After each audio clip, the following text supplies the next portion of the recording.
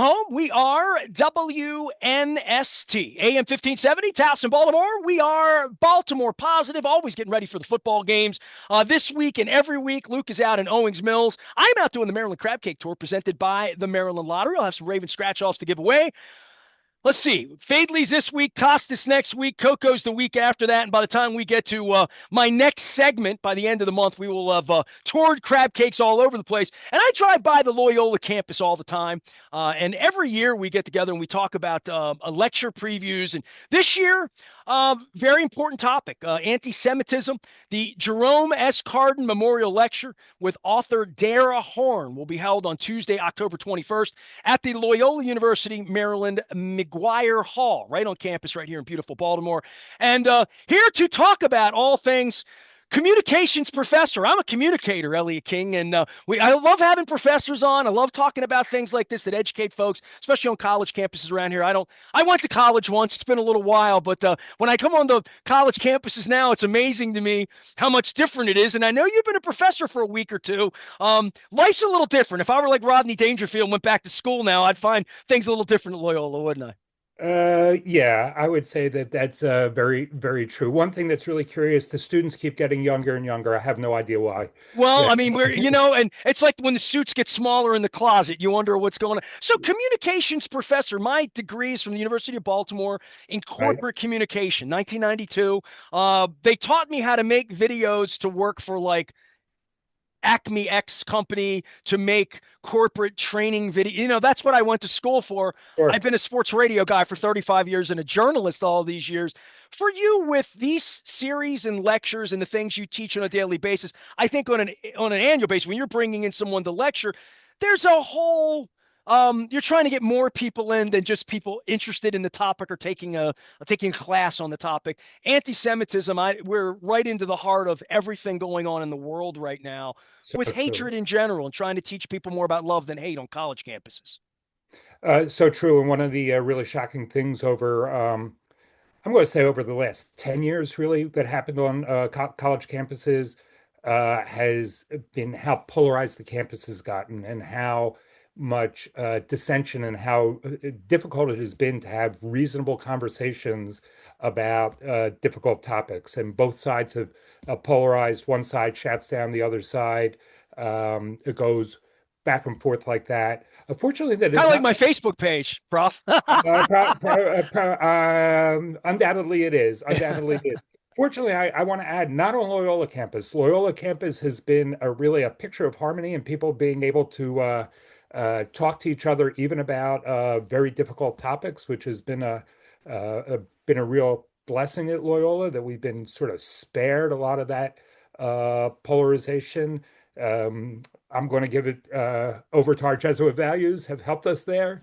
But it's very difficult to have these conversations. And especially over the last 2 years, it's been so shocking to me on these, marquee campuses, Columbia, Harvard, UCLA, just the shouting down, the anger, the vituperation that goes on around these difficult issues. And then we saw, of course, the epitome of that was the murder of Charlie Kirk. Wherever you stand on what Charlie Kirk stood for, wherever your position was, shocking, Well, just we've shocking. commoditized racism and hatred in a way that's just so. I do business with Coppin State. Coppin State, I have their profs on all the time. We talk about all sorts of issues of HBCUs in Baltimore and things that power Baltimore and kids coming from other places that make Baltimore stronger. Loyola's always been one of those campuses. I mean,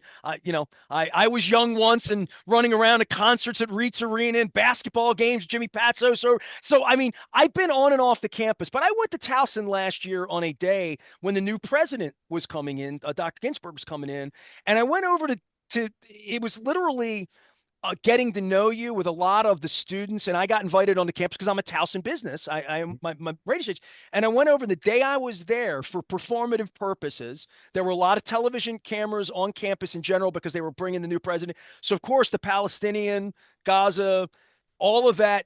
There was a protest for the cameras.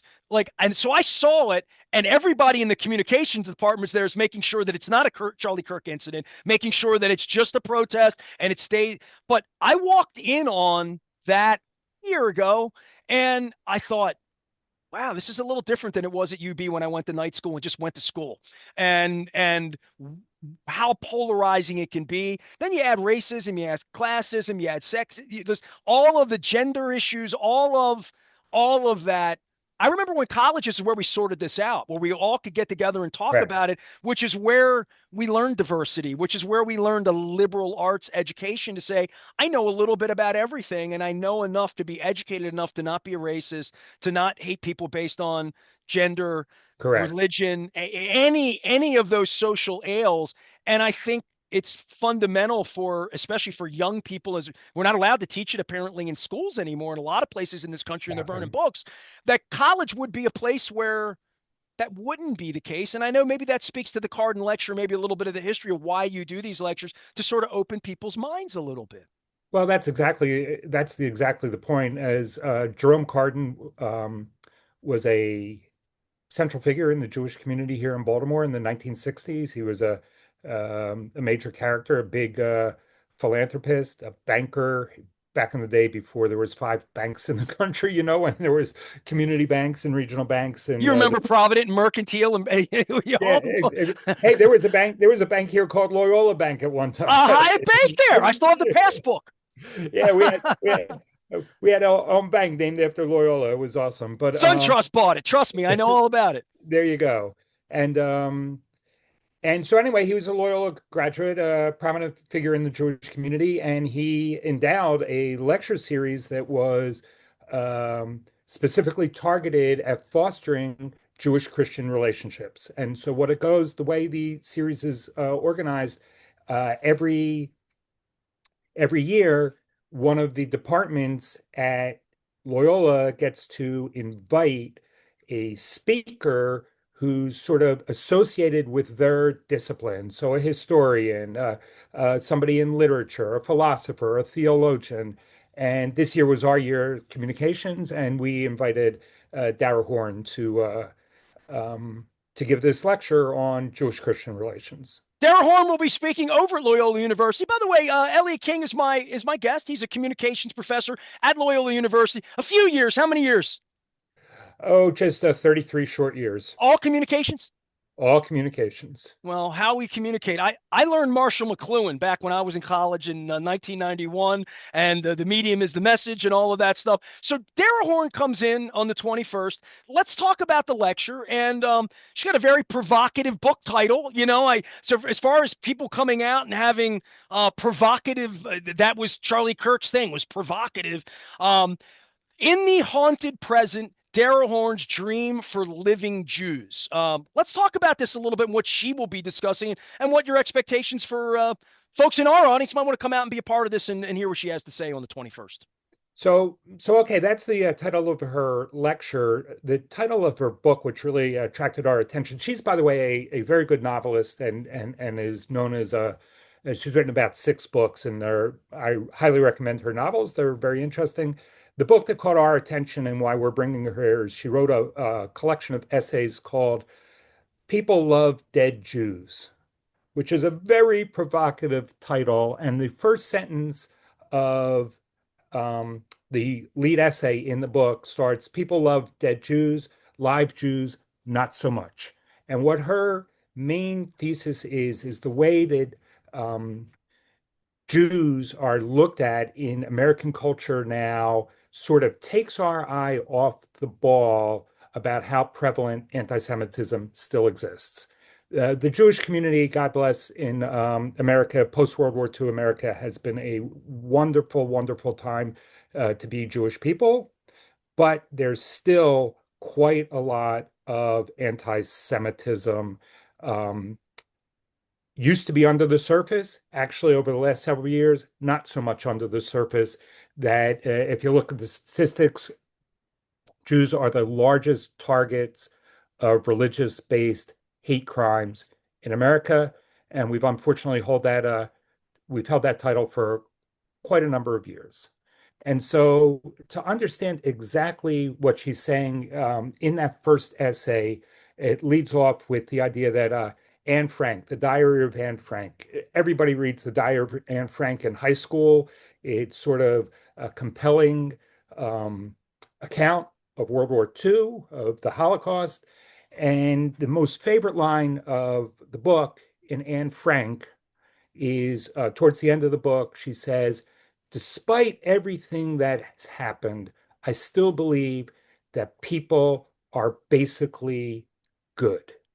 And people love that line, how resilient that line is, how wonderful she is, this young teenager who's hiding from Nazi persecutors can say, I still believe people are good. And what Dara Horn argues is that takes our eye off the ball that 3 weeks later, people who were very bad killed her. And we lose track of that. And what we look at, looking back at what Jews have accomplished and Jewish civilization has accomplished over the years, we look back at it in a way that gets in the way of us seeing actually the degree of anti-Semitism that still exists and still has to be combated. I'll tell you this. I probably cheated and read the Cliff Notes in high school with the Diary of Anne Frank. But then I went to the house about 4 years ago in Amsterdam. I've been to Amsterdam half dozen times in my life, in my 20s, in my 30s, my 40s. You go for different reasons. I was there a couple of years ago. I'm now in my 50s. I'll be 57 in a couple of weeks. And I spent the 3 hours and did the tour and got locked in the room and came out. And I don't want to say wrecked my vacation, but it wrecked my vacation. It was, Yeah. I went from having a good time in Amsterdam, being in Amsterdam, to wow. I mean, I should have taken that book a little more seriously in 1984. Miss Monday gave it to me in high school in Dundalk. Um, There you go.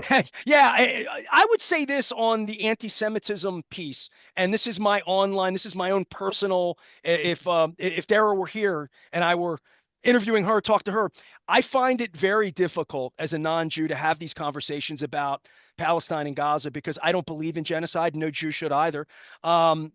And any defense of anything Palestinian comes off as anti-Semitic. I mean, I've been called anti-Semitic several times this year, and I had a long chat with Chris Van Hollen, Senator Van Hollen, who joins me often here, about him being called. Every time I share anything of him, he gets called anti-Semitic because he doesn't want every Palestinian wiped off the face of the earth. And I follow Greta Thunberg, and I see what's going on in the water there, and I see just in a general sense, and what Netanyahu's about. And it's closer aligned with Trump for me. And that doesn't make me anti-Semitic. I want everyone to get along. But I think there is if you speak out, you will be called anti-Semitic. And I think that's dangerous. That's dangerous. Yeah, absolutely. Just to be totally transparent, I'm anti-Netanyahu too. Oh, and guess what? By the way, I'm also anti-genocide. Now, I also don't think that it's Which actually, makes me pro-Jewish because because I yeah, didn't have to go to Dachau and to know what happened there. I I'm not don't a think it's, denier. I, It's awful history that's trying to be erased by people who are anti-Semitic, by the way. exactly. And this is one of the really, really, really complicated things of this present moment of what we are talking about too, because there are a lot of Jewish people who are completely opposed to the way that Netanyahu is conducting the war in Gaza. And guess where most of them live? They live in Israel. About 60 or 70% of the Israelis oppose. Well, they know the hatred puts them in peril. They're in peril. Believe me, they're not pro Hamas. They're not kumbaya. They understand it. But in Israel, every week for 2 years, thousands of people have been protesting Netanyahu's, well, for 1 year protesting the war. Before that, they were protesting other of his Don't policies. kill these people's babies. Don't do that. Don't And we starve all these people. That and that we seems to all be fundamentally what your religion preaches in kindness and in the state of Judaism. You mean like I just don't understand the so violent part of it, and I'm not there, and I see it from afar, and it frightens all of us. it I think does. it does. It does. And so here's the line. Here's the line on that. And here's the line to me between being anti-Israeli government policy, which is totally legitimate because as a Jewish person, I am anti-Israeli government policy, although right now, this moment today looks hopeful that maybe we'll bring an end to it. And as much as whatever my feelings are about Trump, in all honesty, if he could bring an end to it, God bless, bring an end to it, however you can get there. But here's the line. Um, I think we could all agree that the Nazis were probably the worst regime. That and Stalin were the worst regime in European history over the last 150 years. After Hitler was killed, he committed suicide in 1945. There was not a person in the world that says Germany does not have the right to exist. Every Nazis, no. Hitler, Germany, yeah, we actually reconstituted Germany. First it was divided, then we brought it back together. So where the line is drawn is not, oh, I'm against Israeli government policy, which I personally am against. The line is drawn when you say, oh, the Jewish people don't have the right to a homeland in their ancestral home. The Jews would be the only people in the world that actually don't have the right to have a sovereign state. Now, we could argue exactly what that borders of that sovereign state are. For me, I'm a two-state solution, two people, two states. You know, two people live in that, the Palestinians and the Israelis live in that area, two people, two states. I've been for that since 1968, when the year after Israel occupied West Bank and Gaza. All of So my the lifetime. I point, was born in 68. So, yes. yeah, there you have it. And um, so the point being, now you've raised a really important issue because, in my mind, the Israeli government now has cheapened the term anti-Semitism by throwing it around too loosely to people who just oppose their policy, which I think is eminently opposable. We are Uh, blessed to have Elliot King on the show. He is promoting the Cardin Lecture and speaker Dara Horn. The event happens at Loyola University on the 21st of the month. You can get all the information out at Baltimore Positive or go to loyola.edu. It's up on the events at 7 p.m. It's right there in McGuire Hall. And you can read up on the author, Dara Horn, as well. So for what you teach and why from the communications department, you tackled anti-Semitism and picked this book and picked this author. I don't know that it could be any more timely for your campus, right? I mean, these are important conversations that have to be had, and we're hoping. I mean, you've already expressed in the last 5 minutes some hope that this can be solved. I'm 57. Yeah, I'll be 57 2 weeks from now. It's been going on all my lifetime, like waiting on a Orioles World Series. I'm waiting. Yeah, maybe it'll happen. I can't say that I'm bullish to believe it'll happen, but I'm hopeful. But I've seen the cast of characters all of my lifetime that have kept this war going, and I don't. It needs to be talked about, but I know campus safety and quiet and how loud we are about this kind of conversation. You're trying to be loud about it because you believe it's important. You do want to be loud about it, but you also want to be thoughtful about it. And the main thing that I think that we have to get to is to be able to listen to each other and understand each other, but also in particular with Dara Horn and what her point is, and it's a really important point, is you can't turn your eyes away from hatred wherever it manifests itself. So um, the anti-Semitism that has been directed towards Jewish people over the last several years has been glossed over. Like, for example, you hear a lot of people say, oh, the Israelis are attacking brown people, i.e., the Palestinians, um, because they're brown. It turns out that the Israelis, the majority of Israelis, are from the exact same stock. They're also brown.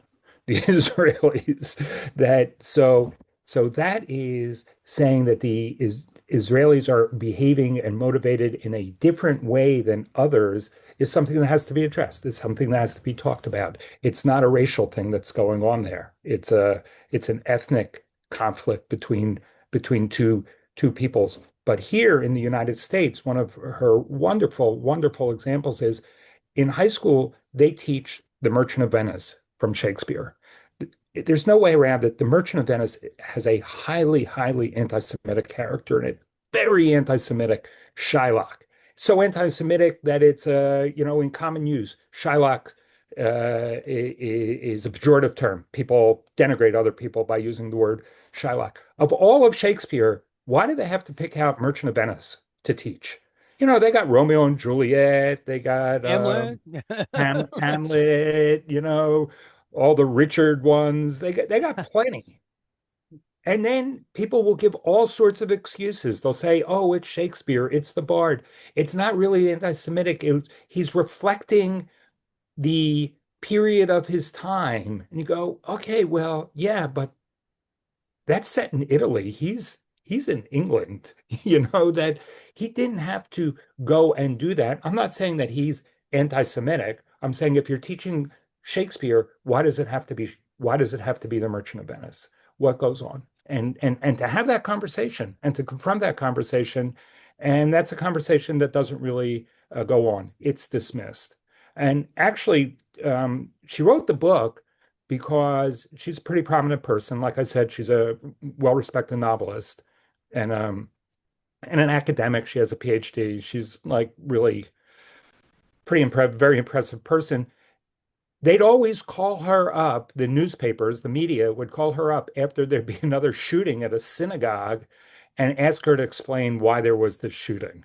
And she got tired of it. There's the shooting because there's anti-Semitism in the world and because they attack Jewish places for being Jewish. In my synagogue, by the way, we have armed guards.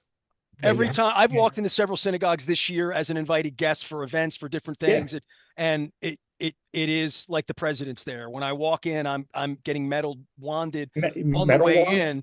We didn't do that at Our Lady of Fatima in Dundalk when I was, we just, Yeah, yeah, when you think about doesn't happen at the cathedral when I'm downtown. No, how did that get normalized? How did that get like, oh yeah, you go to a it's like synagogue, going you to get the airport, right? Going yeah, into a synagogue. Yeah, exactly. yeah. How did that get normalized? And that's her point that she's trying to make is that Is that there's a living and in fear part of being Jewish that is implied. That, and it's been normalized that yeah, this is just what you have to do. If you're going to be a Jewish person, this is what you're going to have to this is what you're going to have to do.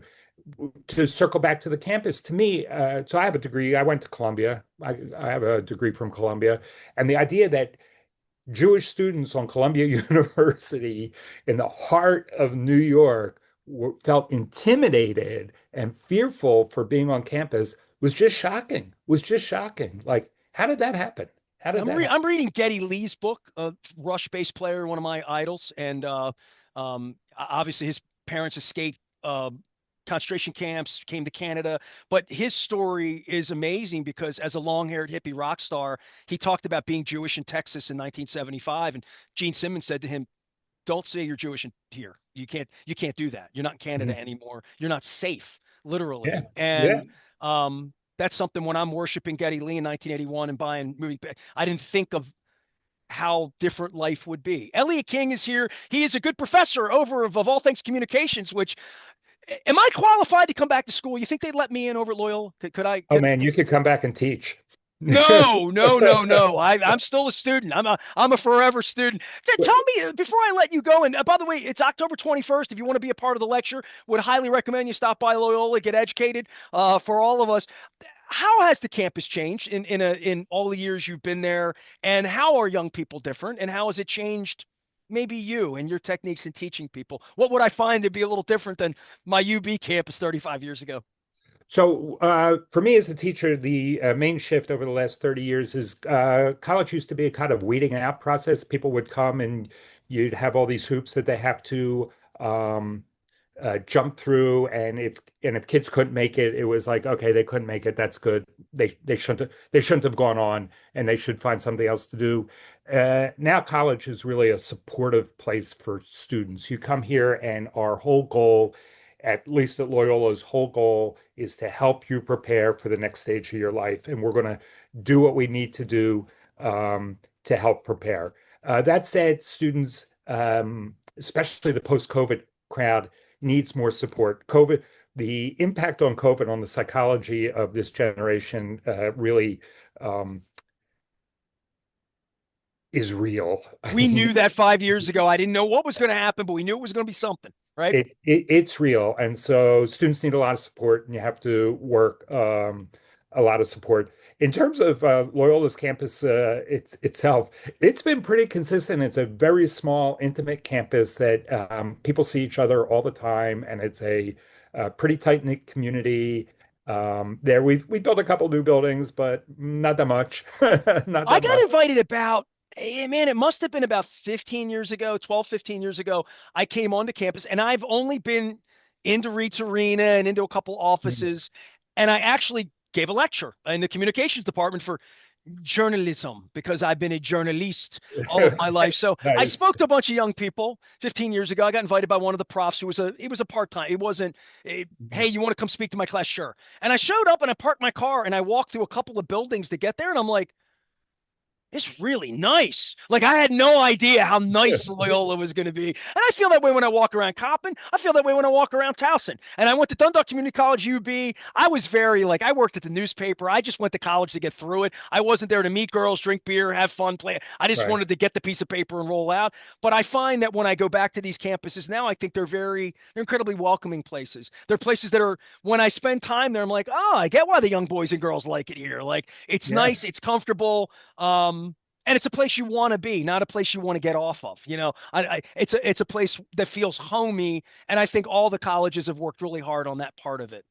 They have, and people have realized as well that the residential college experience is what we're offering. By the way, I also went to commuter college. I was a commuter to college when I went to college back in the day, but and then I wound up with a PhD. But that's another story. But um, it's a whole college experience. Your education, the educational part, of course, is the most important part. What you're going to learn how to learn, prepare your skills to go to the next step. But residential colleges work is really hard, especially Loyola, to give people a really well-rounded, in-depth, diversified experience to get them ready to go and move on to the next step after they go out. Those years between 18 and 22, when most undergraduates are there, which is the heart and soul of Loyola, is still undergraduate education. These are really important developmental years. And the role of the college experience is to be able to address that on many, many different dimensions, not just the academic slash intellectual dimension, but the social dimension, spiritual dimension, all the different dimensions. Have I gotten this wrong? Are you Dr. Elliot King? Is that I official? am. I Okay, so am. Dr. Yes. King is here. I've just been calling him a plain old professor. Man's tenured. He's got the PhD. He is the communications professor over at Loyola University here in Baltimore. Never to be confused with the Chicago one where they play basketball too. Jerome S. Cardin Memorial Lecture with author Dara Horn will be held on Tuesday, October 21st at 7 p.m. It's a good night. There'll be some baseball games going on. You can skip them. Get over there and be a part of this thing. It's at McGuire Hall. We'll get all the information up at loyola.edu.